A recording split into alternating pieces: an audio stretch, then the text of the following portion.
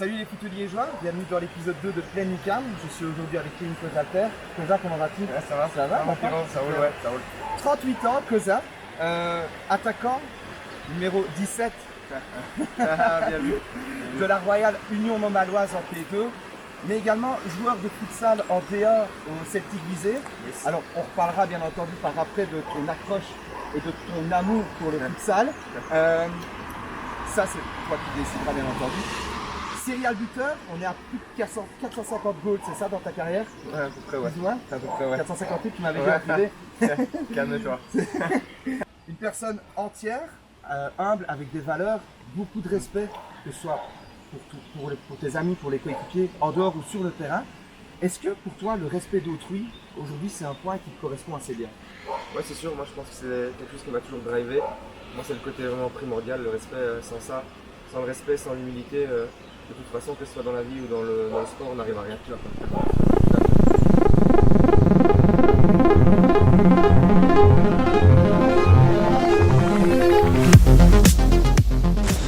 Alors nous sommes ici au Wellness Sassor à Theux, un centre privatif. Peux-tu nous présenter un petit peu le centre, le cadre, s'il te plaît?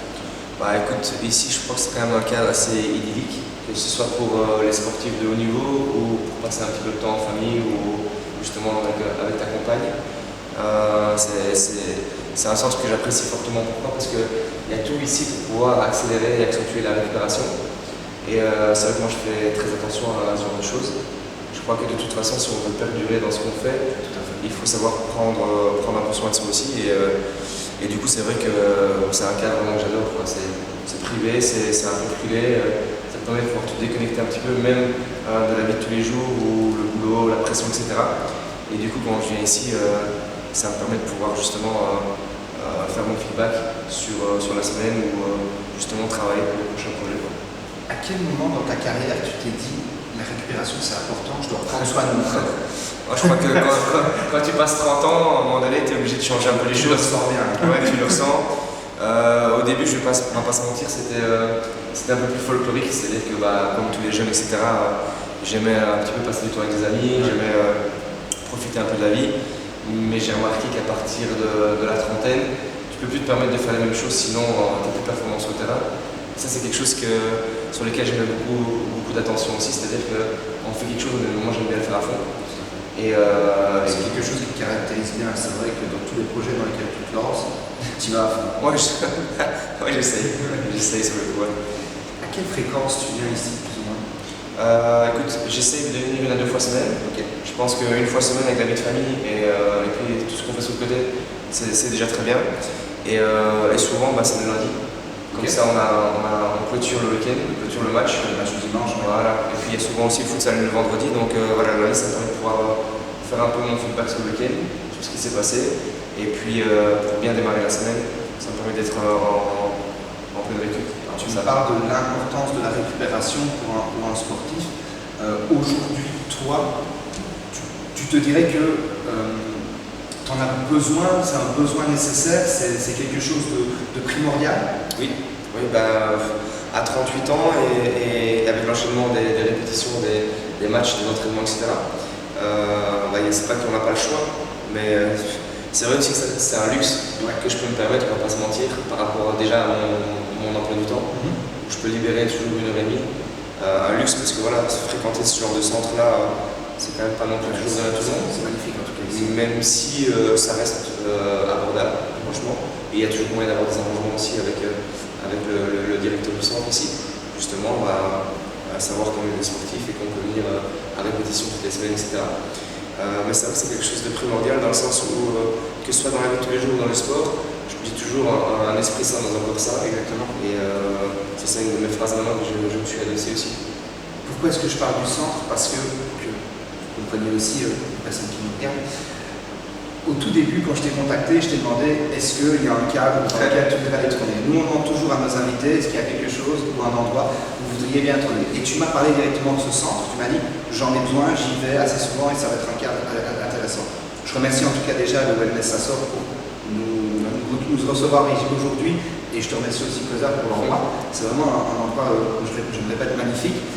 Donc voilà, aujourd'hui c'est Koza qui a choisi, je pense que tu as tapé dans le mille. Ouais, ouais c'est un peu chez moi ici maintenant. Voilà. Ben voilà, maintenant on va parler je veux dire, du plus gros de ta carrière de joueur. Tu as commencé par ta carrière jeune, tu vas passer par ta carrière pro et ancien pro. Carrière jeune, pourquoi parler de ta carrière jeune? Parce que Lille-Mort, Fexlin, Accourt, Ouais. FC Liège, Anderlecht, Charleroi. Alors c'est un message pour tous les jeunes qui nous regardent. C'est un parcours qui forge le respect, démarrer entre guillemets de si bas et sans manquer de prétention ou dénigrer les clubs de provincial pour atteindre l'élite du football belge. Tu peux nous expliquer ce parcours, s'il te plaît? Bah écoute, moi j'ai une éducation où chez nous on se permet de rêver. Donc par rapport à ça, si on y met le travail sur le côté, je pense que tout est possible. Peu importe d'où on vient, le plus important c'est de savoir où on veut aller. Moi, c'est toujours comme ça que j'ai pensé, que ce soit dans le sport ou même dans mes projets pro. Et c'est marrant parce que c'est vrai que je commence le foot à Lille-Mort parce que c'est le club de mon parrain. Je commence un peu plus tôt, je commence vers 4 ans, alors que maman commence à 5 ans. 5 ans, oui. Mon père m'a toujours dit aussi de prendre du plaisir, rester les pieds sur terre. S'amuser. Voilà. Je pense que c'est le point le plus important quand on commence. Exactement. Même pour tous les jeunes au démarrage et même pour les parents qui pourraient regarder l'émission, l'objectif c'est pas de mettre la pression aux enfants, c'est vraiment de développer ce côté passion dans le foot, dans le sport. Et puis c'est vrai qu'il y a eu Fexlin, il y a eu Accourt. Fexlin Accourt parce que je suis mon entraîneur de Fexlin avec qui je m'entends super bien, c'est un match. Et donc du coup il part du côté de Accourt, bah, de là on suit le coach pour développer quelque chose de nouveau. Je crois que le changement ça fait du bien aussi, à un moment donné aussi, sortir de sa zone de confort. Et puis c'est vrai que au FC Liège ça s'est pas super bien passé, dans le sens où il y avait beaucoup de joueurs, justement là on se retrouve vraiment dans une niche d'excellents joueurs. C'est ça, à l'époque où il y avait la belle époque. Ouais. La belle époque. Et t'es plutôt considéré comme un numéro de talent d'eau. Tout à fait. Ça se passe un peu moins bien. Et de fil en aiguille, j'ai la chance de faire un excellent tournoi justement avec le football liégeois du côté d'Ostende. Et puis il y a Anderlecht qui vient frapper à la porte. Et là ça devient une décision. 4 ans Anderlecht. 4 ans, ouais. 4 ans, ouais. Ça devient une décision un peu compliquée. Pourquoi? Parce que mon père, je suis quand même fils d'ouvrier, on n'a pas les moyens de pouvoir faire les déplacements tout le temps, etc. Normalement pareil, je travaille chez Decathlon, donc voilà, on est des gens simples. Et de là, je suis confronté à un de mes premiers choix très importants, c'est-à-dire qu'il faut quitter la maison. Il faut quitter Liège. Voilà, il faut quitter Liège, il faut aller à l'internat, il faut savoir ce qu'on veut. Et mon père me laisse réfléchir, il me dit écoute, tu peux rester à la maison, mais alors du coup on joue dans la région, ou alors tu prends la décision de. Et de là, voilà, on fait les valises. Et, tu avais quel âge à l'époque? J'avais 12 ans. T'imagines? J'avais 12 ans, ouais. Et c'est vrai qu'on va pas se mentir, les 6 premiers mois, sans faire justement un bonhomme, je pense qu'il y a un jour sur deux, je pleure dans ma chambre le soir parce que c'est compliqué. T'es jamais prêt à ça. Et puis, d'un coup, je commence à me sentir à l'aise. Et je pense que le côté aussi, justement, quand je reviens, le côté passion, le côté famille, le côté l'importance de prendre du plaisir, ça se passe pas super bien au démarrage à Anderlecht, mais là il y a un super accompagnement psychologique aussi, des coachs. C'est l'élite du football belge quand même, ouais. En tant que jeune Anderlecht. C'est ça, ouais. C'est ce qui a fait aussi que j'ai pris la décision de. Ouais. Et toujours bien accompagné. Et après 6 mois, voilà, je suis comme un poisson dans l'eau. Ma vie se développe. Je prends le train pour rentrer à l'internat. Mon père vient me voir, on rentre à la maison. C'est 24 heures à la maison, on en profite pleinement. C'est-à-dire, on rentre du match le samedi soir et le dimanche soir, on est déjà dans le train pour repartir. Donc, voilà, c'est ce qui m'a vraiment forgé à mon avis. Comme je disais, c'est un exemple pour tous les jeunes et pour tous les jeunes qui regardent l'émission.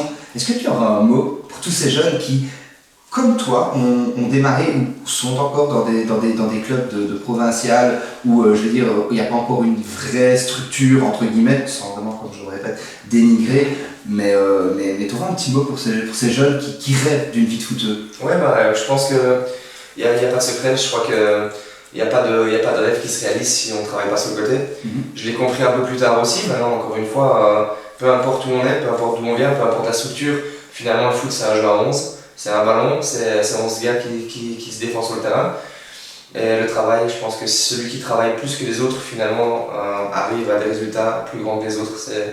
Il n'y a pas de magie par rapport à ça. Alors oui, bien sûr, je repense à des gars comme, je repense à Max, parce que je repense à l'émission votre première émission. On a parlé de Dylan Lambrex, il y a des joueurs qui comme ça ont peut-être plus de talent au démarrage, mais chez nous on se compare à personne, c'est-à-dire que je crois plus au travail qu'au talent. Le talent, ça te permet de pouvoir arriver à cet instant. Et ça dure un moment. Voilà, exactement. Et les plus gros bosseurs vont finalement vont perdurer dans le temps. Si on prend la comparaison entre Messi et Cristiano. Voilà, exactement, c'est super, c'est ça. C'est vraiment le talent pur face au travail. Et finalement, ces deux, ça restera deux légendes du football. Donc je suis d'accord avec toi à 100%, c'est vrai. On va commencer par la première photo, si ça tu veux bien. C'est une photo que tu m'as envoyée. Voilà, est-ce que tu peux juste nous la décrire? On fera un zoom sur le montage. Ça c'est un peu se tirer une balle dans le pied, mais voilà. Celle-là, elle va. Est-ce que tu peux ouais, pas de souci. Donc ça c'est la photo d'équipe à Charleroi. Merci. C'était une autre époque, c'était une autre coiffe. Soyez indulgents. On reste sympa avec la coiffe. 2003-2007, 4 ans à Charleroi. Quand tu es à Charleroi, tu découvres l'équipe nationale U17 et U18. Ouais. On te prédisait un avenir, un bel avenir, et pourtant tu passes par pro. Pourquoi? Parce que là, à ce moment-là, on arrive vraiment dans une période où on se retrouve à être confronté à l'équipe première. Moi, je prends ça comme une confrontation dans le sens où, dans toutes les équipes d'âge, dans les équipes de jeunes, tout se passe super bien. On est une équipe de potes, on est une bande de potes. Bon, il y a de la concurrence, c'est sûr, mais ça n'a rien à voir avec le vestiaire pro. Dans le vestiaire pro, les gens sont là pour, ils sont là pour remplir le frigo, ils sont là pour nourrir leur famille. Il y a des gens, je reprends par exemple, j'ai pas mal de potes à moi, c'est des joueurs africains qui viennent justement de là-bas, ils sont pas le choix ici en Belgique, moi je suis plutôt dans une zone de confort. Il y a pas grand monde qui sont quand même là aussi, même si on ne mène pas les grandes vies à la maison, on a de quoi manger, etc. Et je pense que j'ai pas réussi à switcher le caractère pour pouvoir justement arriver à percer et à me faire assez mal aussi. Ce qui est fou de se dire aussi, c'est que c'est vrai que tu fais 4 années en équipe de jeunes là-bas, tu es un peu, comme tu l'expliques, mis dans le grand bain, t'as pas le switch, t'as pas le caractère. Est-ce que c'est quelque chose auquel on t'a pas formé? On ne t'a pas dit maintenant il n'y a pas eu des coachs qui t'ont poussé à réfléchir comme ça? Ouais, je pense que maintenant le football se développe beaucoup plus. Là, je pense qu'il y a de plus en plus de coachs. Moi j'ai travaillé avec un coach mental à un moment donné aussi. On a eu la chance de l'avoir à Warren, ça a été mis à disposition par le président. Moi, c'est quelque chose important. Incroyable. Maintenant, aujourd'hui, c'est important. Incroyable. Et je pense que justement, c'est ce qui définit une carrière d'un joueur. Je crois qu'on peut avoir le plus grand talent, on peut travailler le plus, mais finalement, si on n'a rien dans la tête ou si on n'a pas développé ça mindset, voilà.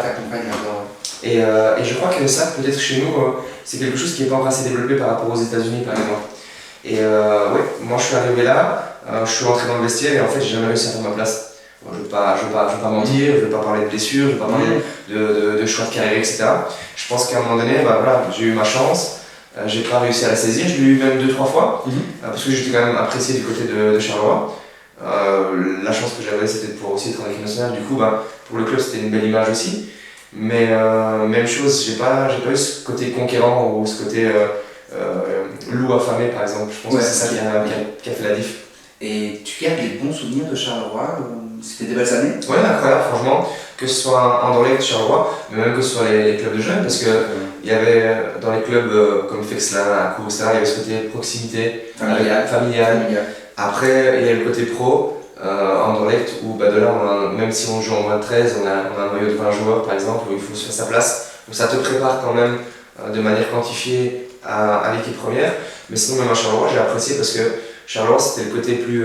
J'ai retrouvé le côté pro, mais en même temps le côté un peu famille. Parce que c'était pas le club qui était le plus ultra développé non plus, bien que c'était les belles années de Charleroi à ce moment-là. Et puis je vivais dans une grande maison avec tous les joueurs qui venaient de loin, etc. On était plus ou moins 15 ou 16, donc c'était un peu comme une grande famille aussi. C'est top ça. Ouais. chacun avait sa chambre, Ouais. etc. Et c'était un peu comme un cote, mais dans une maison immense. Et alors on avait une cuisine commune où on mangeait tous ensemble, etc. Ça, c'est bien ça. On partageait les expériences. Ça m'a permis de grandir aussi, de voir des joueurs même venus de contrées plus lointaines. Je pensais j'avais un international grec avec moi, j'avais 2 Congolais internationaux aussi. Et du coup, on a le choc des cultures. Et moi, c'est quelque chose qui m'a vraiment ouvert l'esprit aussi. J'ai pu voir que voilà, justement, il y a des joueurs qui vivent du foot et qui espèrent vivre du foot. Et quand ça marche pas, eux, ils n'ont pas le choix, ils rentrent chez eux. Ok. Nous, on rentre chez nous, mais ça Mais à 80 km. c'est exactement ça, reste le même pays, ça reste pas très loin. Ouais, c'est ça. Donc ouais, non, des très bons souvenirs. Après, c'est vrai que je suis pas quelqu'un qui me nourrit de regrets ou de remords. Je pense que c'était pas mon destin et il fallait de toute façon être plus... Il y avait d'autres choses qui t'attendaient ailleurs. Ouais, voilà. Ok, alors on va passer maintenant à la deuxième photo. Si la tablette le désire. Voilà. Je t'en Ah. si tu peux montrer à la caméra. Voilà. Photo donc à Wills, Yes. à l'époque en D1 luxembourgeoise. Donc, après des passages à Tongres, Fémonville, Verviers, on se retrouve en 2012-2013 du côté du Luxembourg et de Wills. C'est une première aventure à l'étranger pour toi. T'avais envie de découvrir quelque chose d'autre? Ouais. J'ai quand même toujours nourri ce rêve d'un jour être pro, mais vraiment pro, pas être dans un maillot pro et me dire quand même qu'à côté de Charleroi, on passe peut-être à côté de quelque chose. Du coup, je fais une très belle saison à Fémonville, où on vit quand même des moments un peu plus compliqués dans le sens où on joue au milieu du classement. Et c'est vrai que Wills vient... Grosse équipe à Fémonville. Ouais, Grosse équipe à l'époque. là c'était une des plus belles périodes en termes d'amusement et de victoire et de compétitivité aussi. Mais voilà, je crois que je fais 3 ans et demi, je pense, à Fémonville. Et il est temps pour moi de changer d'air. Là, on me propose quelque chose, un contrat pro, une nouvelle vie, peut-être la chance de pouvoir jouer aussi l'Europa League ou la Champions League, parce que le troisième se qualifie pour l'Europa League à ce moment-là. La coupe de l'UEFA à l'époque. C'est ça, c'est vrai, ça me plaît, c'est vrai, Ça fait mal. Et ouais, c'est sûr que là, tu m'as mis un coup de vue. Les jeunes ne la comprennent Comme ça, ils ne pourront pas comprendre.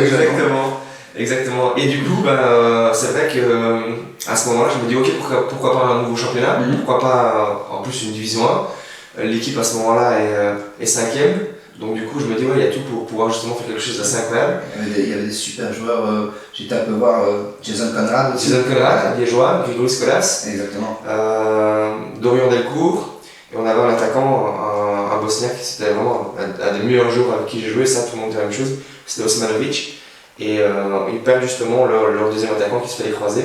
Donc ils sont vraiment à la recherche d'un joueur. Fémonville, Luxembourg, finalement, c'est pas si loin. C'est pas si loin, ils ont un œil dessus. Et le président m'avait déjà suivi du côté de Charleroi aussi, Henri Romer, qui était justement à l'UEFA aussi, travaillait en Suisse, en partenariat avec son club. Et du coup, on démarre une nouvelle aventure. Et c'est vrai que je pense que tous les joueurs diront la même chose, ceux qui nous suivent aussi. Le fait de pouvoir peut-être rêver d'entendre la musique d'avant-match, ça c'est quelque chose, ça c'est quelque chose qui pourra me manquer, où je dirais voilà, on l'a pas fait, parce que finalement on termine 10ème. Dixième. J'allais dire. Le club venait de remonter dans D1, tu le rejoins, vous finissez 10ème. Pour toi, c'était une saison réussie dans l'ensemble ou pas? C'est une transition parce que j'arrive au mois de janvier, donc il faut le temps de s'acclimater, etc. C'est un autre style de jeu, c'est une autre façon de vivre parce que je vis à l'hôtel à ce moment-là aussi. En janvier au luxe, pas chaud. La chance qu'on a, c'est qu'on recommence la saison fin février. Il faut s'acclimater parce que je vis à l'hôtel. Je fais des déplacements de temps en temps aussi, il y a un nouveau rythme de vie. La chance qu'on a, c'est qu'il y a une cellule sportive et une cellule médicale. Donc on a kiné, franchement, je m'entraîne le matin aussi.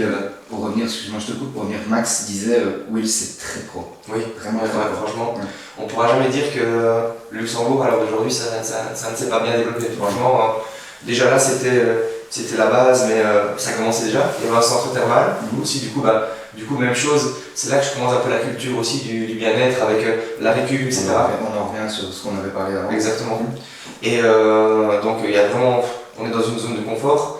Et un peu déçu parce qu'on craque sur les 5 derniers matchs. On craque vraiment à ce moment-là. aussi proche du but. Et puis finalement, ça me prépare quand même pour la saison suivante. Donc un premier 6 mois d'acclimatation, je veux dire. Et comment tu te sentais là-bas? Je me sentais bien parce que j'avais vraiment tout le côté pro, mais il me manquait ce côté un peu chaleur humaine. Parce qu'il faut savoir qu'au Luxembourg, c'est une division 1. On en revient encore à Charleroi Pro aussi. Voilà, tu as un joueur, tu es rémunéré par ton club, tu es, t'es comme c'est un homme d'affaires qui emploie ces gens. Et il y a ce côté un peu froideur, Luxembourg, c'est un peu... Je m'en parlais en off, tu me disais c'était peut-être le côté négatif, c'est la froideur des gens et c'est ça. T'as besoin de la chaleur humaine et de te sentir bien. C'est ça. C'est ce qui m'a un peu manqué. Bon, après, on vit avec des potes, etc. Mais moi, il ne faut pas oublier que je suis un des seuls liégeois aussi qui vit à l'hôtel la plupart du temps. Donc, je me sens un peu aussi tout seul, ou avec quelques jours aussi. Ouais. Mais c'est pas l'époque la plus chaleureuse en termes foot. Maintenant, par contre, à contrario, c'est une des périodes les plus pro. C'est-à-dire, quand je reviens avec ça, hôtel, tu as tes petits déj, etc. qui sont contrôlés par le cuisinier. Okay.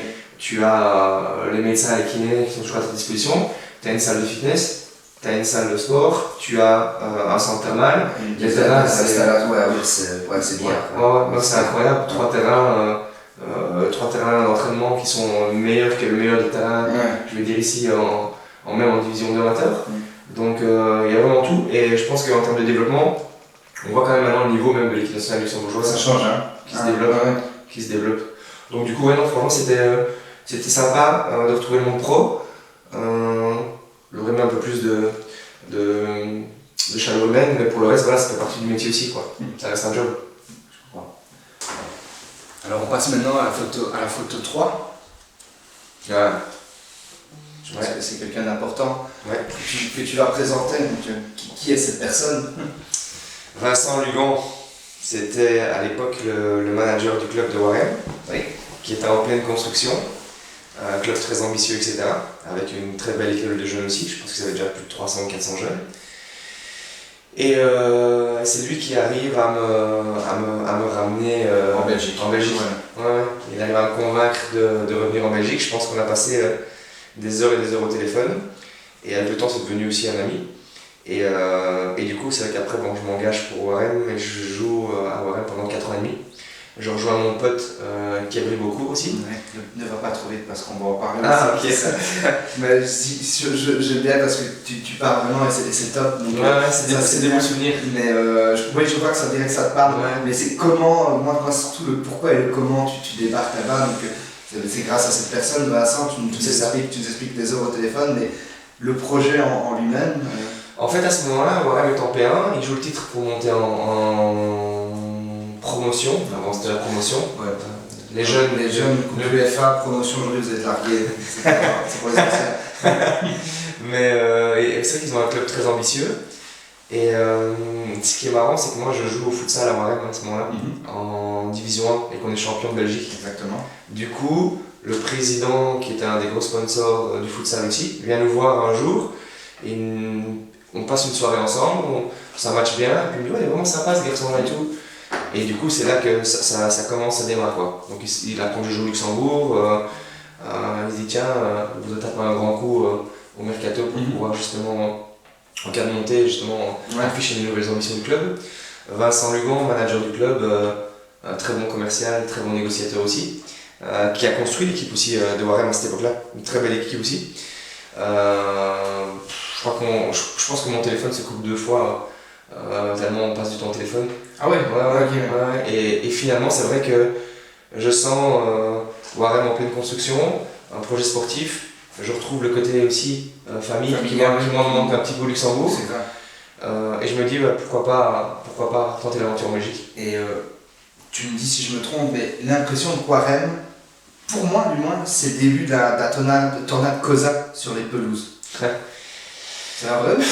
Ouais, c'est vrai qu'il se passe plein de choses dans ma vie à ce moment-là aussi. Je vais être papa, donc il va y avoir beaucoup de changements. Il y a le côté famille, proximité, les potes, l'envie de faire quelque chose de bien aussi en Belgique, parce que finalement c'est vrai il y a eu Feumonville, mais c'était pas dans la région. Et puis j'étais pas encore en pleine possession de mes moyens. Et puis ici, il y a quelque chose qui se construit. dans cette équipe de Warem où vraiment une belle atmosphère. Je crois que c'est une de mes plus belles ambiances, même en termes de groupe. En termes d'équipe, on a un super coach. Franchement, par rapport à ça, Vincent Minot, incroyable. Fin psychologue aussi. Très bon tacticien, mais franchement, il y a le côté, justement, on en reparle, le côté mental.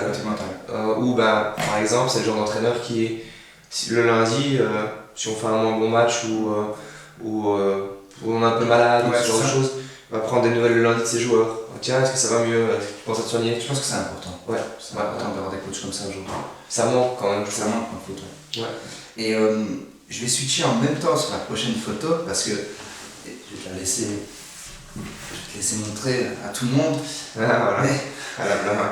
Excellent. 4 années passées là-bas. Pour moi, tu sembles être épanoui et les stats parlent pour toi avec ce meilleur buteur avec 33 goals en 2014-2015. Et à côté de toi, t'en parlais, il y a Kevin. Ta relation avec lui, elle est comment aujourd'hui? Et puis aussi à l'époque. Ouais, à l'époque, c'était, on va pas se mentir, je pense qu'on formait le meilleur duo de la région. C'est pas de l'insolence ici, attention, je reste quand même toujours les pieds sur terre et je reste assez humble. Mais là, on était injouable, vraiment. On a développé à Warem une complémentarité sur le terrain. On se trouvait les yeux fermés, alors on jouait au foot ensemble, on jouait au futsal ensemble. Nos femmes s'entendent super bien, donc on était quasi tout le temps ensemble. Et c'est sûr qu'on a affolé les stats. Je découvre un joueur qui joue lui aussi dans une explosion, provocateur de penalty, donneur d'assist, il savait tout faire, enfin il sait toujours tout faire, mais je veux dire. Et en plus, c'est quelqu'un qui est très à l'écoute. Il sait mettre des buts, donc vraiment c'était un joueur très complet, pur gaucher. Et c'est vrai qu'on développe une complémentarité de fou. Et je pense qu'à nous deux, sur une saison, si je mets 33 buts, il en met une vingtaine aussi. On a plus de 60. Plus de 60 facile. Voilà. Je peux regarder les stats, mais voilà, à l'époque c'était pas encore aussi détaillé que maintenant. Moi j'ai une question. L'entente entre deux grands buteurs, c'était pas trop compliqué? Comment est-ce qu'on gère un noyau? Comment est-ce qu'on gère une équipe avec deux buteurs comme ça? Vous entendez super bien, mais à un moment donné, est-ce qu'il n'y a pas un problème d'ego? Justement, non, là, on est des super potes. On est dans une équipe aussi où c'est plein de bons gars. Franchement, je pense à des Jérémy Gervaux, je pense à des Romain Bernard qui maintenant jouent même plus loin. Un Mathieu Maure, qui a un Benoît Osset. On avait même un Stéphane Auro, qui était une pépite aussi. Donc on a vraiment une équipe de fous. Mais par contre, ce que j'aimais beaucoup, c'est que tout était à sa place. Chaque personne était à sa place. C'est-à-dire que le coach a fait un énorme travail. Et encore une fois, j'ai vraiment beaucoup de respect pour lui. Parce qu'on était quand même des joueurs avec quand même pas mal d'ego, c'est vrai, on va pas se mentir. C'est ce qui tue dans le foot. C'est ça. Mais comme tout était à sa place, tout était bien défini, il n'y avait pas de souci avec ça. Comme ça tournait aussi. C'est vrai. Dans un noyau où il y a des joueurs avec de l'ego, des grands buteurs, si ça tourne pas, c'est là que ça peut capoter. Ici, Warem tournait très bien. Ouais, c'est ça. Je pense qu'au démarrage, en plus, Warem monte, donc on est en promotion. On est un peu décrit comme l'oiseau pour le chat. Et notre premier match, je m'en souviens, c'est à Tiller. Je fais une très mauvaise préparation, même avec Hugo, on ne fait pas une bonne préparation, etc. Mais bon, moi, préparation, c'était moins mon truc. C'est plus les matchs où il y a de l'enjeu, même si finalement, chaque match est important. Et on va à Tiller, justement, au stade Buron-Fosse, et on gagne 1-3. Et c'est la photo avec Vincent Legrand juste avant, où on montre les 3 buts qu'on a marqués. Et Tiller, comme à son habitude, a une armada. Une superbe équipe. On a un peu de chance, super but de Benoît aussi qui lance devant notre saison. Et le coach qui a le cran aussi de lancer des jeunes joueurs. Et finalement, c'est là que ça démarre. Après, l'entente était parfaite. Et encore une fois, c'est vrai que Kev a beaucoup contribué à mes titres de meilleur buteur à l'époque, Warem aussi. Il était encore jeune, donc du coup, en pleine éclosion. Mais c'est vrai qu'avec le temps, il est devenu de plus en plus ambitieux aussi. Il est devenu de plus en plus gourmand, comme tous les attaquants, bien sûr. Et il a voulu prendre de plus en plus de responsabilités.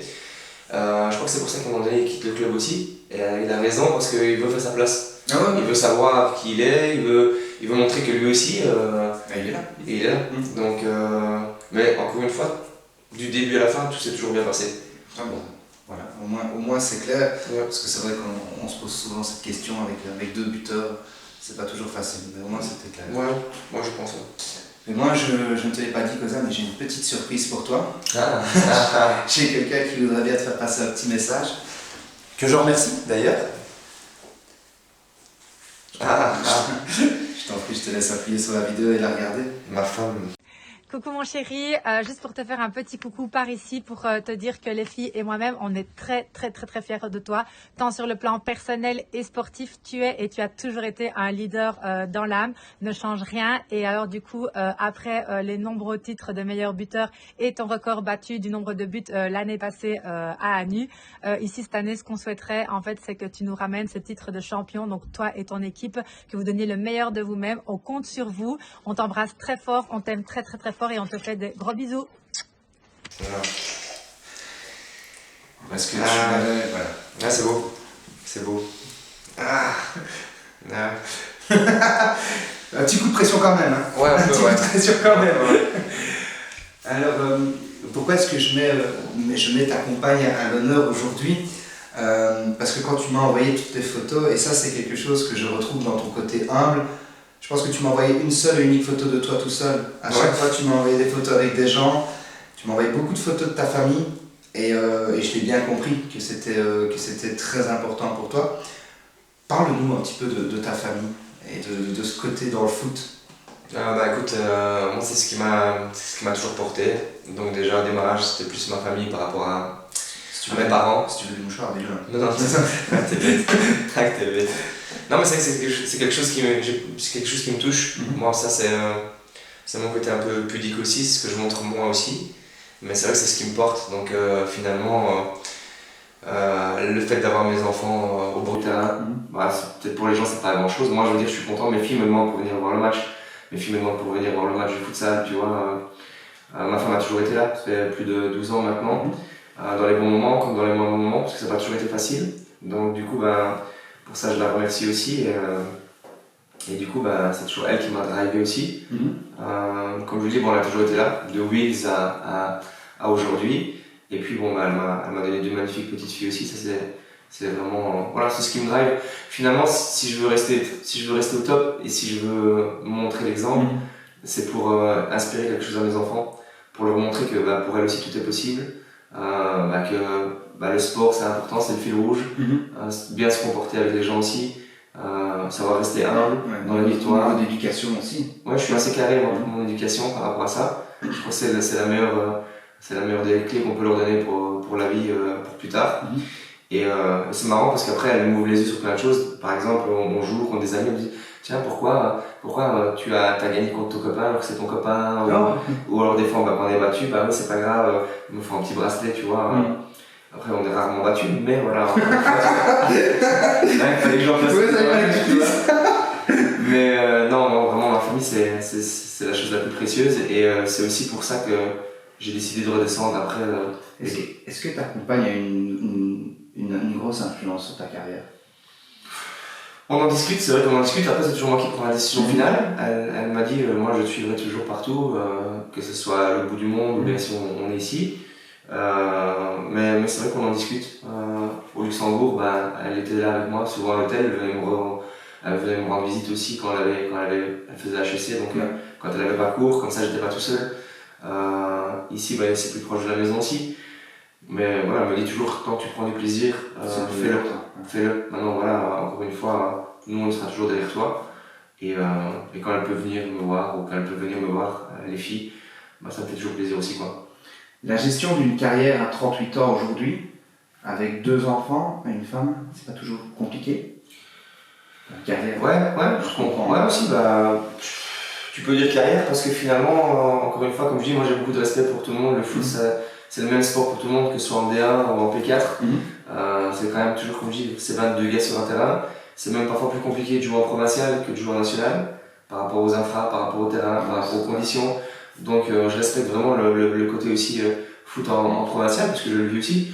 Après, quand tu dis carrière, moi je suis d'accord dans le sens où, ben voilà, je ne changerai pas qui je suis parce que je joue plus bas, par exemple.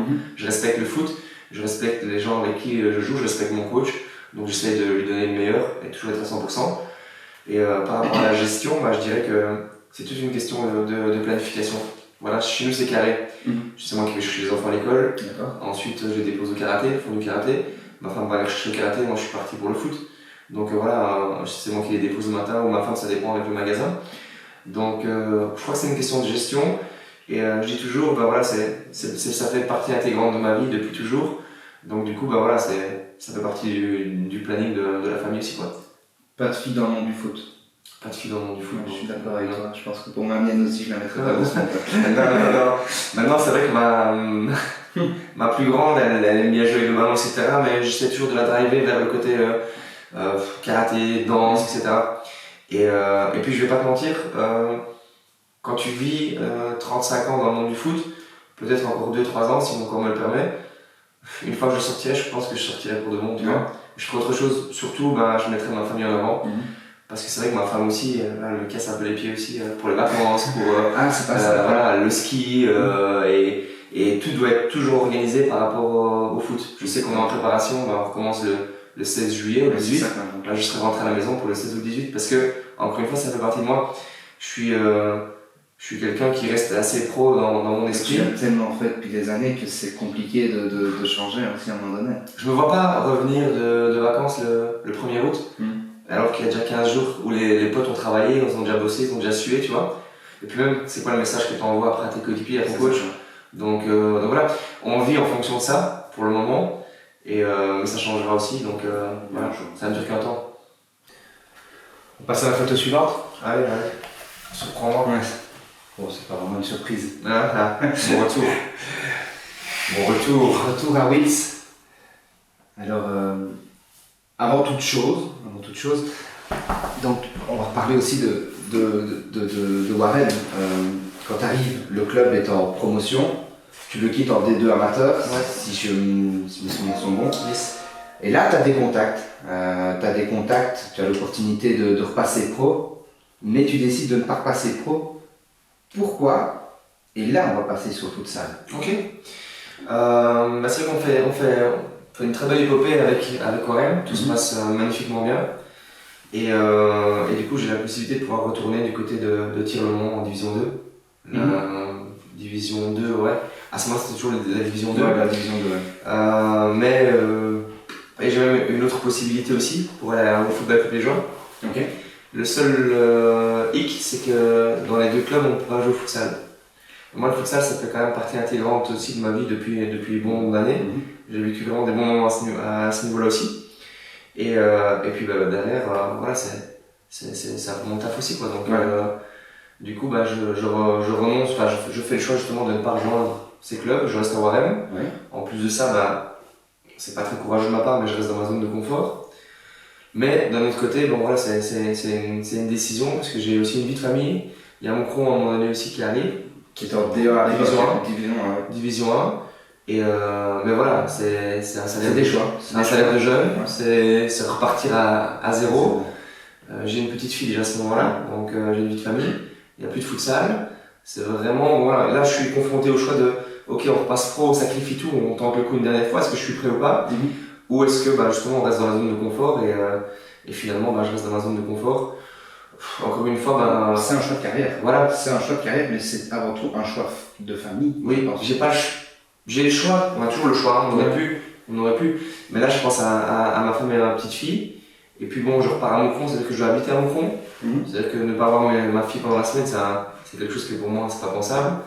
Et du coup, voilà, je renonce et finalement, Wills vient me toquer à la porte. C'est pas un choix fort de ta part d'avoir renoncé à ce mot pro, si je puis me permettre. Oui.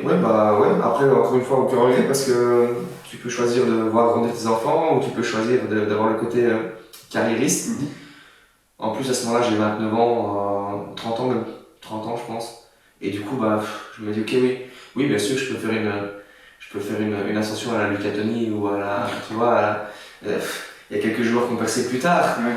Mais dans ma deadline, c'est short aussi. Je pense quand même à un gars comme Yaya, Boumedienne, qui est parti à ce moment-là, qui a fait le choix, et finalement qui a après voyagé dans le monde. Et si Yaya, tu vois cette vidéo, j'espère un jour t'avoir ici. Vraiment. On lui demandera. Ça, franchement, ce sera avec un grand plaisir. On transmettra le message. Quelqu'un que j'apprécie également. Ouais. Voilà, Yaya fait le choix, lui. Il a le choix courageux de pouvoir le faire. Et finalement, ça lui ouvre des portes. Il part jouer, il fait le tour du monde, il part jouer à Il l'étranger. joue au Maroc aussi. Voilà, ouais. au Maroc, il a joué au Mexique, je pense. Ouais, au Mexique, oui. Ouais, c'est. Et finalement, bah voilà, c'est, tu vois, un choix de carrière qui fait que ça découle sur. Lui, il a le courage de le faire. Moi, j'étais pas dans cette optique-là. Du coup, félicitations à lui.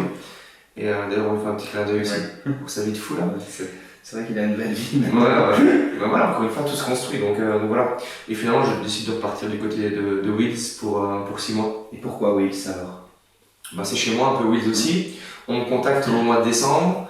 Ils veulent absolument remonter en division 1 parce que là ils sont en division 2. Ils sont de 2. Ils sont redescendus en division 2, malheureusement. Du coup, ils veulent mettre toutes les chances de leur côté. Et je rejoins encore une fois de plus Max que j'ai croisé à Verviers, que j'ai croisé à Fémonville et du coup à Wills aussi. Superbe équipe, les toutes nouvelles infrastructures, c'est vraiment génial et je pense qu'on n'accroche pas la montée quand même. Non, on finissait 6ème. 6ème, ouais. 6ème. De nouveau, crack sur les 3 ou 4 derniers matchs. Exactement. Donc oui, vous finissez 6ème avec Wills à cette époque-là. Il faut craquer sur la fin. Oui. Encore une fois. Ouais, c'est dommage, parce que quelle équipe aussi. Oui, grande équipe à ce moment-là aussi, très très belle équipe. C'était ta deuxième expérience à Wills. Est-ce que tu as ressenti la même chose que lors de la première? Je veux dire, au niveau de la froideur des gens, est-ce qu'il y avait quelque chose qui a changé? Bah, je pense qu'ils se sont fortement développés au niveau des infrastructures, mais pour le reste, les Luxembourgeois, sans critique aucune, restent des personnes beaucoup plus distanciées et ça n'a pas vraiment changé. J'ai revu des amis de longue date, j'ai revu des joueurs, j'ai revu des personnes qui travaillaient justement pour le club. Ça m'a fait plaisir de les revoir. Mais c'est vrai que de nouveau, en fait, il y a ce côté froid qui fait que ça marche pas. Donc, On va passer à la photo numéro 6. Ouais. Tiller. Avant toute chose, on va un petit peu aussi remettre un petit peu le contexte. Nous sommes dans cette saison 2019-2020, triste saison. Oui. 2 saisons tristes par la suite d'après aussi. Arrêté à cause du Covid. Parlant en off, moi tu me disais, Tiller c'est quand même un club à part. J'ai quand même vécu quelque chose là-bas en 6 mois. Explique-nous un petit peu ce passage à Tiller et aussi cette accroche que tu as eue avec ce club.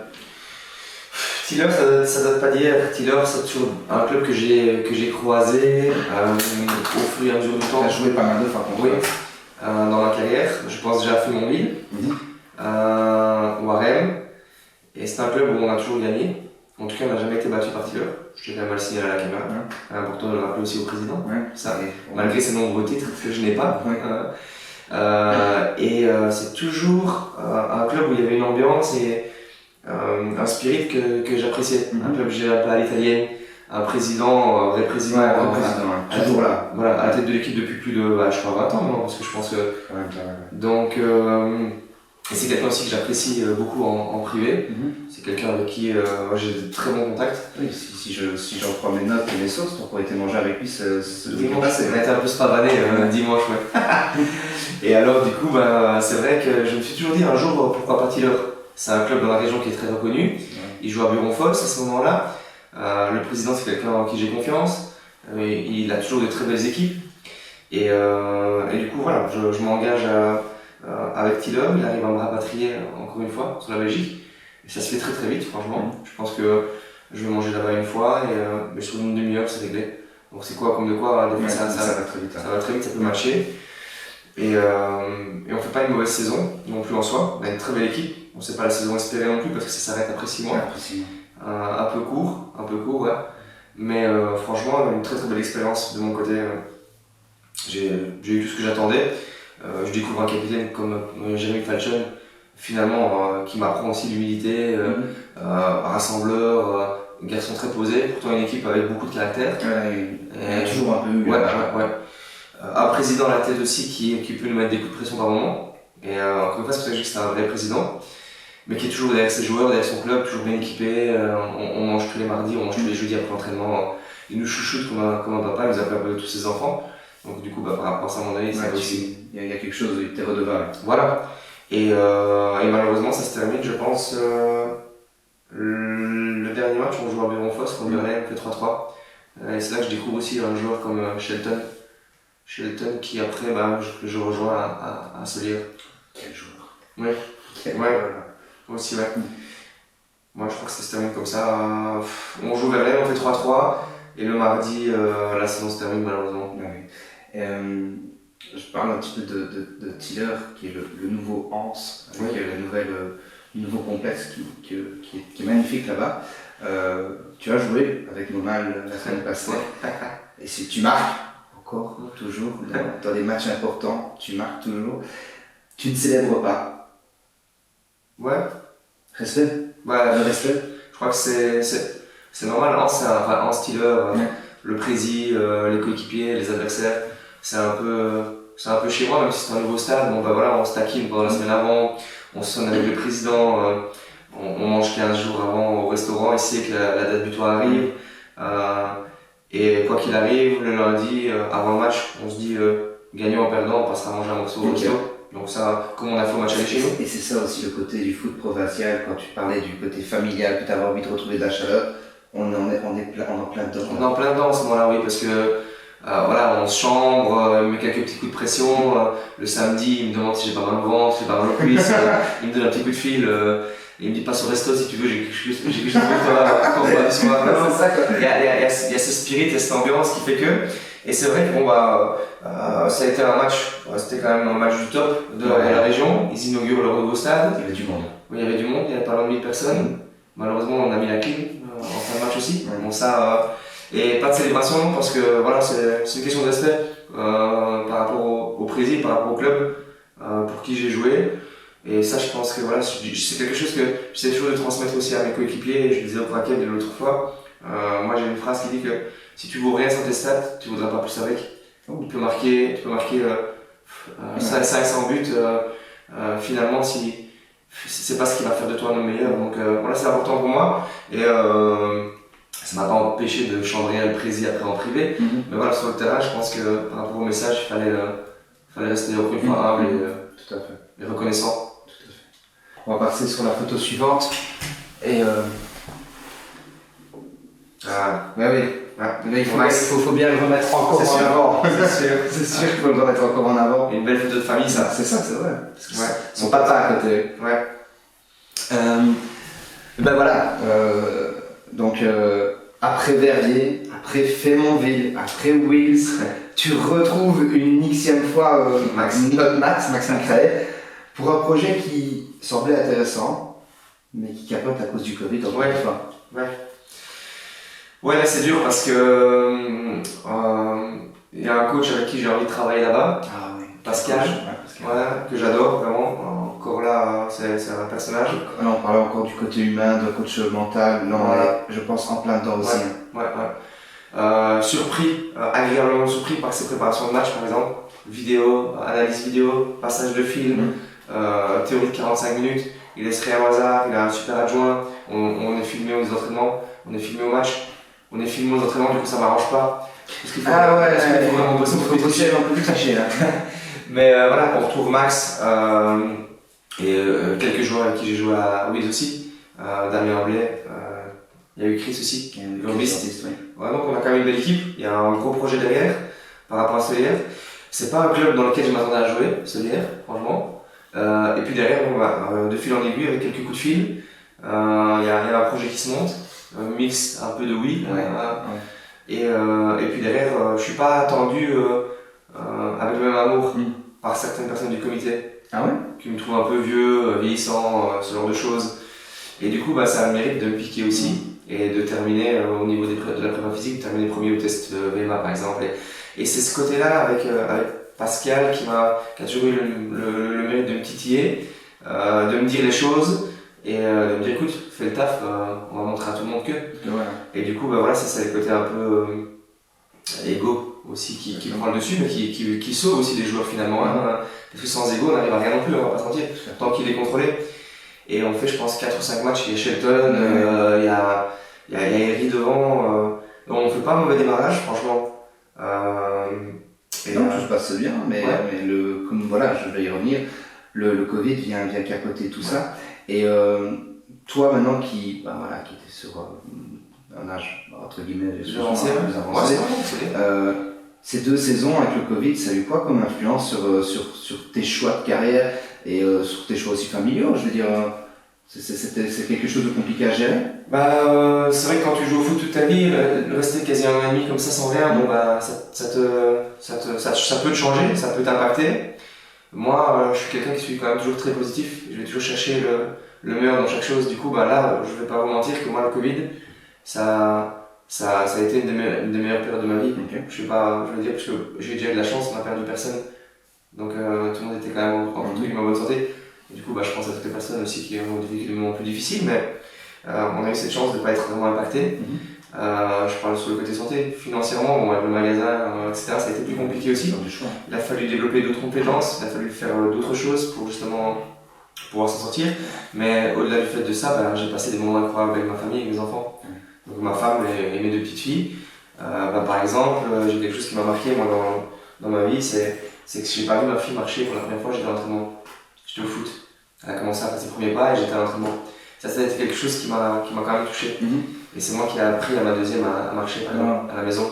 C'est moi qui ai appris à ma plus grande à faire du vélo par exemple, dans cette période-là. Donc du coup, ça m'a permis de pouvoir me recentrer vraiment un maximum. C'est aussi certaines choses. Voilà. Comment toi tu décrirais ta relation avec Max, que tu retrouves encore, comme j'ai expliqué, une xème fois? Max, c'est en plus d'être un de mes meilleurs amis dans la vie privée, sur le terrain, c'est quelqu'un avec qui... c'est un leader, hein. Voilà, c'est quelqu'un avec qui je m'entends très bien. C'est un peu c'est un gitan comme on les aime, quoi. C'est-à-dire que dans le vestiaire, il sait ce quoi investir à un moment donné. C'est mon capitaine à Solière à ce moment-là. Je suis son capitaine à viser, mais finalement, c'est toujours capitaine et vice-capitaine, il y a toujours une relation. On peut s'embrouiller comme des fous à un moment donné sur une séquence de match, et puis derrière, c'est oublié, quoi. Mais je veux dire, c'est quelqu'un avec qui je suis régulièrement au téléphone. Il me demande des conseils, je lui en demande aussi. C'est vraiment un partage. C'est quelqu'un sur qui je sais que je pourrais toujours compter. C'est quelqu'un qui, je sais, s'il a 20 € dans la poche, il te donnera 25, même si c'est dernier 25 €. Quelqu'un qui a une générosité immense, malgré tout le fait, tout ce qu'on pourrait dire, ou le fait que il pourrait s'être passé des choses dans sa carrière, etc. Voilà, c'est quelqu'un qui est téméraire, qui s'est toujours battu pour ce qu'il est au jour d'aujourd'hui. Et c'est quelqu'un qui je me retrouve parce que on a un peu le même caractère aussi. Donc voilà, c'est vraiment il a le mérite de pouvoir me changer aussi. Il peut me dire des choses que d'autres ne pourraient pas me dire, par exemple. Mais voilà, c'est quelqu'un qui est franc et honnête. Donc si je devais le résumer, c'est comme ça que je vois le personnage. Alors ça c'est un petit peu une question un peu amusante, parce que dans les premières interviews, Max, je lui pose la question, est-ce que ton rêve ce serait pas d'être numéro 9 à un moment donné? Et il dit dans la séquence, il dit, mais moi c'est mon rêve de jouer en Provincia numéro 9. Est-ce que tu penses qu'un jour on pourra avoir une attaque Causater-Calais? Je sais pas. Je sais pas, parce qu'il a encore de belles années devant lui en tant que gardien, mais je sais que Max pourrait être vraiment vraiment dangereux en numéro 9. D'ailleurs, c'est vrai que c'est parti d'un délire comme ça, et puis le coach l'a lancé. Mais ça fait des proportions, hein, ouais. Je me souviens que moi, quand j'étais à Solière, à un moment donné, il a donné des conseils aux attaquants. Il m'en a donné même à moi, je veux dire, il donne un conseil à notre numéro 9, et il lui dit, c'est pas comme ça que tu dois faire ton mouvement, c'est plutôt comme ça, etc. Et puis à un moment donné, on refait le mouvement, ça se passe pas comme ça, le coach est pas content, Max est pas content, il sort du goal, le deuxième gardien passe au goal, Max se met en 9, et sur une séquence de jeu, il met un goal avec une pichenette vraiment digne de... un goal que moi je rêverais de mettre, que même moi je mets pas par exemple, parce qu'il est doué, et puis c'est comme ça qu'on doit faire, etc. On va s'énerver, et il montre les choses. Et d'ailleurs, je pense qu'il a marqué 5 ou 6 buts en division 2. 7 buts. 7, 6 ou 7 et 6 ou 7. Et des buts. Et des goals, c'est pas des buts. Et des beaux buts. Maintenant, là, il a ce côté très insolent, il a ce côté très peur de rien. Non, du coup, il a du cran. Et je suis sûr que, oui, bien sûr que ça fera un terrible numéro 9. Après, moi, il peut venir chez nous tant qu'il me dévie les ballons, quoi. C'est ça, quoi. On va passer sur la photo numéro 8. Voici. Anu. Ouais, Anu. Montée. Et donc, après le monde pro, le championnat national, te voilà en provincial, du côté de Anu, en P2. 35 ans à l'époque, c'est bien ça? C'est possible, oui. C'est possible, ouais. Excuse-moi. Est-ce que pour toi, c'était le bon moment de découvrir le foot provincial? C'était le bon moment pour signer là? Je Je pense que le projet était sympa. Je retrouve de nouveau Vincent Lugan Exactement. qui arrive J'allais venir, ouais. à me rapatrier justement du côté de Hanu. Mhm. C'est vrai qu'au départ, je ne m'étais jamais imaginé aller jouer en provincial. Pas que je néglige le niveau ou quoi que ce soit, mais les infrastructures, le sérieux et tout ce qui englobe le foot, c'était un peu mon image. Et finalement, à Hanu, il y a de belles infrastructures. Manu Christians, le coach, c'est un coach qui a coaché quand même en national aussi, que j'ai côtoyé un tout petit peu du côté de Warren, il entraînait les jeunes. Vincent Lugan, c'est quelqu'un en qui j'ai confiance. Là, c'était certain que c'était un retour aussi un peu entre guillemets aux sources avec C'est ça. quelqu'un que tu connais. C'est ça. Et il me vend bien le projet. Puis je retrouve aussi des anciens joueurs de national, Aladin Androvic, Anthony Rax, Hassan Ushan, qui est quand même le bas gauche de la décennie aussi. Donc je me dis, ouais, pourquoi pas, sympa, tentons l'aventure. On sort du Covid, ça va être compliqué. Je vais pas dire que ça se fait assez vite parce que je mets quand même du temps à réfléchir. Il faut savoir aussi que j'avais fait une promesse à mon président, à Tiller. Parce que quand le Covid est tombé, lui, il a arrêté la nationale. Il trouvait ça un peu compliqué, les paperasses, etc. Les nouvelles licences pour la D1 amateur. Du coup, je descends en provincial. Et, Moi, je les ai joués cette année-là. Ah ouais, En toi. quatrième. Ouais, au-dessus, ça me donne pas, ouais. J'étais en quatrième à ce moment-là. Tu les as joués Je les ai joués. à Zoron-Fosse? Oui. Ah ouais, je suis surtout chez eux, quoi, en plus. Ouais. Ouais, ils étaient injouables. Ils ont Ouais, tout gagné, je crois. Ouais, ils ont été super champions. Il y avait. Comment est-ce qu'il s'appelle encore Zenaro. Zenaro. Oh, quel joueur. Ouais, ouais, c'est vrai. Ah, quel joueur, Zenaro. Ouais, c'est vrai que c'était un des joueurs les plus talentueux du club. D'ailleurs, qui est toujours là aussi. Ouais, qui est toujours là. Et du coup, ouais, ça met un petit peu de temps. Et comme j'avais fait la promesse au président, si je redescendais, ce serait chez lui. Je lui ai sonné, on a un peu discuté. Il m'a dit, écoute, Cause, je comprends tout à fait ton envie de vouloir aller voir un nu. T'inquiète pas pour ça. Ça me fait bien plaisir que tu me donnes un petit coup de fil. Respect. Et il m'a dit, mais t'inquiète, je t'en voudrais pas si tu vas à un nu. Donc voilà, je me suis décidé. J'ai mis un peu mon ego de côté à ce moment-là. Et puis j'ai découvert finalement un super club et une super équipe. Et on y vient à cette première saison, 60 goals. Ouais. 66. 66 avec les playoffs. Ouais. Meilleur joueur de la saison, meilleur buteur. Une montée en P1 via tour final intersérie à R. C'est vrai. J'y étais. Ah, trop bien. J'y étais. Et qu'est-ce qui s'est passé? Raconte-nous ça. Donc, en une saison, tu exploses tout et tu arrives à atteindre des objectifs que vous étiez fixés. J'ai eu un petit peu de mal au démarrage quand même. Il a vraiment fallu le temps que je me fasse à l'idée que c'est bon, maintenant il fallait tourner la page de la nationale, etc. J'ai dû mettre aussi mon côté un peu très, très carré, très, très sérieux, etc. Un peu de côté aussi parce que ça ne matchait pas non plus avec tous les joueurs du groupe au démarrage, qui ne me connaissaient pas non plus, donc je devais comprendre. Et puis derrière, après, je crois que c'est après 3 ou 4 matchs, 4 matchs, je pense que j'avais marqué seulement un but ou peut-être 1 ou 2 maximum. Et puis ça a commencé à démarrer. On avait cette petite compétition qu'on s'était fixée avec Kev Ribocourt qui joue en normal, avec Abou Guilmi qui était le meilleur buteur la saison avant. Et puis est arrivé Fabrice Pironi qui détenait le record avec 54 buts. Et à un moment donné, ça a commencé à s'enchaîner. Et en fait, je crois où j'ai eu beaucoup de chance, c'est que je me suis retrouvé dans un vestiaire où j'étais fortement respecté, en numéro 1. J'avais des super gars autour de moi, 0 ego. Et puis je me suis retrouvé à un moment donné, je pense après 10 matchs, avec des coéquipiers où, on va pas se mentir, on marque pas 60 goals sur une saison si t'as pas tes coéquipiers qui jouent avec toi. Et là, j'avais 15 gars qui jouaient pour moi, donc il y a eu des sacrifices, il y a eu des moments où on peut marquer, mais on va la décaler. Après, je suis pas quelqu'un d'égoïste non plus, donc faire marquer, je le fais aussi. Mais là, sur le coup, je pense à mon capitaine, à Maury Guns, un super passeur, la classe comme joueur, la classe comme homme. Même Thomas de Virman que j'ai croisé dans parce qu'il joue à Tignes. Non, franchement, c'était vraiment un ensemble de toutes choses. Laurent Père, des joueurs qui jouent au futsal en division 1 aussi, qui étaient très doués. Et puis, j'ai eu la chance aussi d'avoir Abou qui marquait beaucoup. Rigaud avait bien démarré aussi, ce qui fait que il y a la compétition ça tire, ça tire toujours moi je dis toujours plus de compétition, te tire toujours plus vers le haut. Et puis on avait aussi cet objectif d'aller chercher le titre qu'on n'a pas pris, puisque Ougré était vraiment au-dessus. Mais le fait que Ougré justement enchaîne les victoires, c'était 2 saisons vraiment pleines du côté d'Anu. Deuxième saison un peu plus compliquée parce qu'il y a eu quelques transferts, ça n'a pas trop matché toujours. un changement de présidence aussi, des nouvelles choses qui sont mises en place. Et bien sûr, il faut aussi rajeunir le noyau, on va pas se mentir, laisser la place aux jeunes pour ce genre de projet-là aussi. Et c'est vrai que finalement, on arrive quand même à se qualifier pour le tour final, où on est sorti au deuxième tour. Exactement.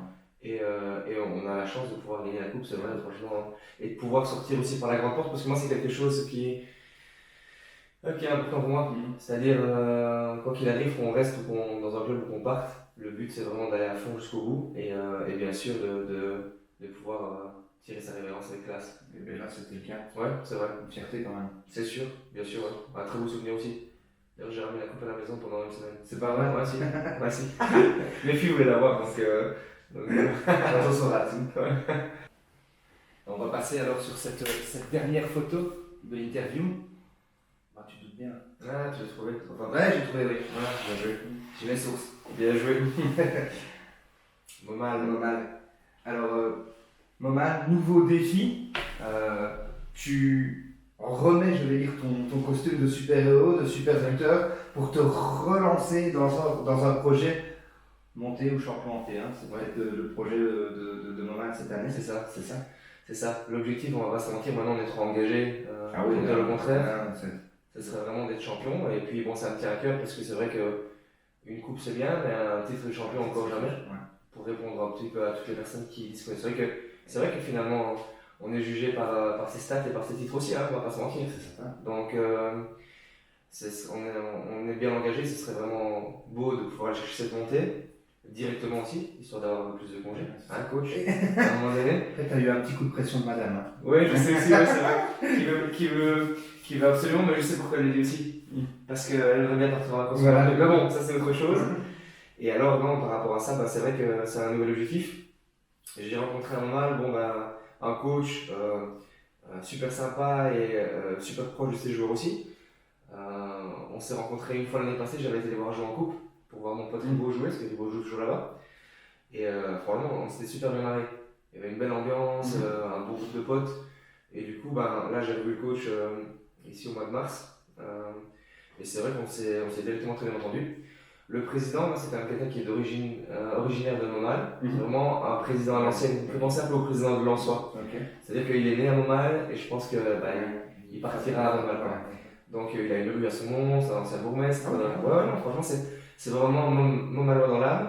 Et sur le coup, ça m'a touché, c'est que lui, il m'a dit que son rêve avant de partir, il a quand même 76 ans, donc il va pas partir demain. Oui, on comprend. Son rêve, ce serait quand même de revoir son équipe de Montmal au moins en P1, quoi. Donc, du coup, ça c'est quelque chose qui m'a touché aussi. Il y avait vraiment cette envie de pouvoir monter, donc il y avait vraiment cette ambition. Et puis là, j'ai retrouvé un pote comme Ribo. J'ai eu la chance aussi d'avoir avec moi Sam Chan, que j'avais déjà avec moi derrière moi à Anu, Anthony Lopresti. Et puis bon, on a eu Nicolas Pire. Il y a une flopée de beaux joueurs là-bas, Thomas Rovny, qui a Nicolas Sana, qui était plus de la région germano, etc. Mais ouais, il y a une belle bande de potes aussi, et du coup, on a accepté le défi, quoi.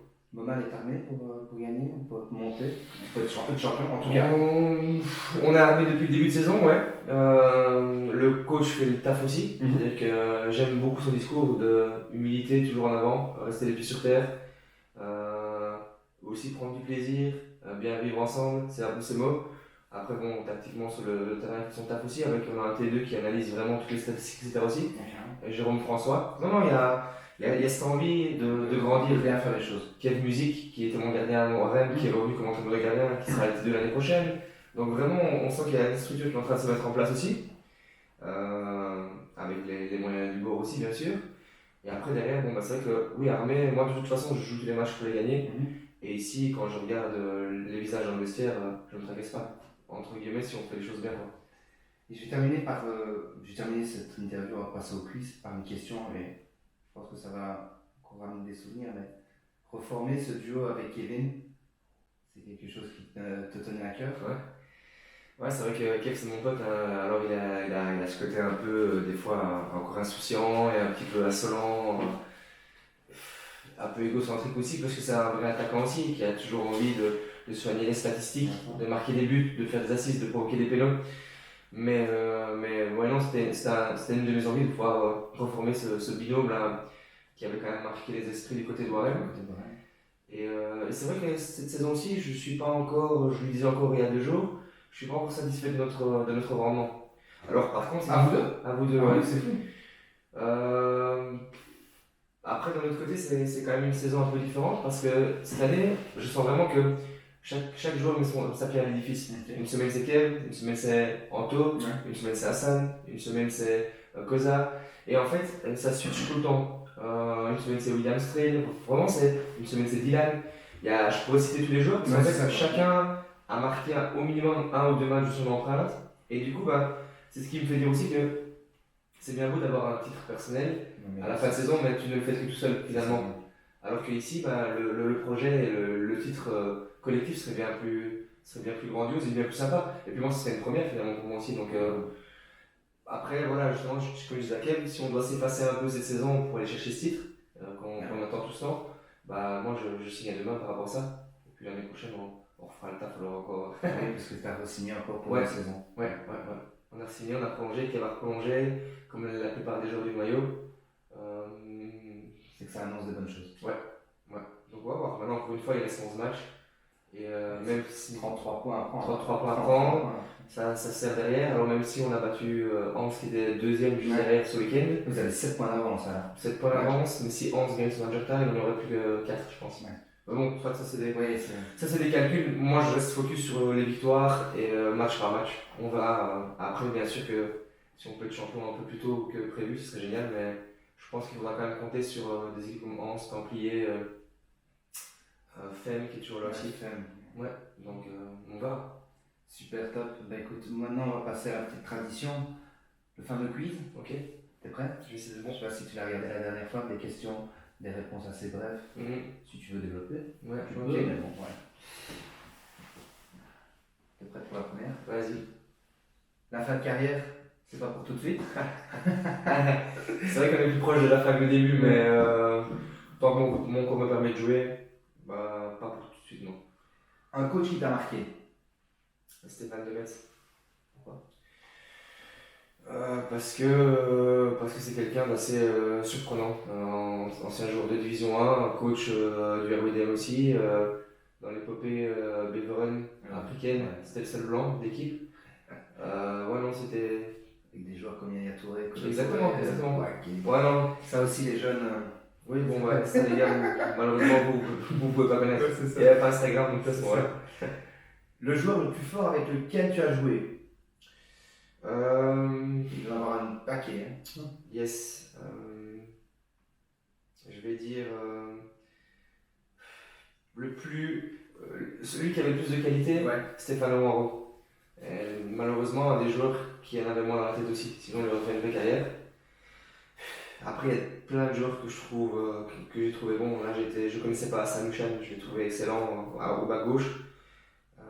J'ai joué avec Kev Ribaud, il est ultra complet aussi, même si c'est mon pote, je sais qu'il est ultra complet, même s'il a maintenant peut-être un petit peu moins cette saison-ci, tout comme moi. Mais Stéphane Laurent, en termes de qualité, c'était vraiment quelqu'un d'incroyable. Et avec Max aussi, on a joué avec Wilfried Dalmat, Solière. Et même à son âge, franchement, il m'a surpris. Un club dans lequel tu aurais aimé jouer. En Belgique, ça. Je fais partout dans le monde. Bien sûr. Maxime a répondu Manchester United. J'aurais dit le Real de Madrid, bien sûr, tu vois. C'est très bonne réponse. Ah, toi aussi bien joué ça. C'est bon. Le joueur qui t'a fait aimer le foot. J'ai eu Zinedine Zidane et Cristiano Ronaldo. L'objectif final, c'est combien de goals dans ta carrière? Je ne peux pas me fixer un objectif, parce que si je passe les 500, après je vais te dire 600, tu vois. 750, ce serait bien. Non, mais après on reste réaliste. Si on peut aller en planter 600, ce serait sympa. C'est magnifique. Ouais. Moma l'Europe l'année prochaine. Bien sûr. Moma champion. Bien sûr. À refaire, tu referais tout pareil. Yes, sans regret. En quelques mots, la famille c'est. Le plus important. Et en quelques mots, pleine lucarne c'est. Terrible. Nouveau concept, j'adore. Merci. Et ben voilà, c'est la fin de notre émission, de notre interview. Je te remercie en tout cas de nous avoir amenés ici. Je te remercie à toi en tout cas pour le temps que tu nous as accordé. Merci beaucoup. Merci à toi, merci à toute l'équipe. Merci. Et je vous remercie vous aussi qui nous suivez de plus en plus pour l'instant. C'était l'épisode 2 de Pleine Lucarne. J'étais aujourd'hui avec Kevin Kosalter. N'hésitez pas à partager, à liker et à commenter ces vidéos. On a besoin de vous, c'est vous qui nous faites un petit peu entre guillemets vivre. On a besoin aussi des joueurs. Donc continuez aussi à nous surprendre. Et j'espère qu'on se revoit très vite. Terrible, ça va. Merci beaucoup.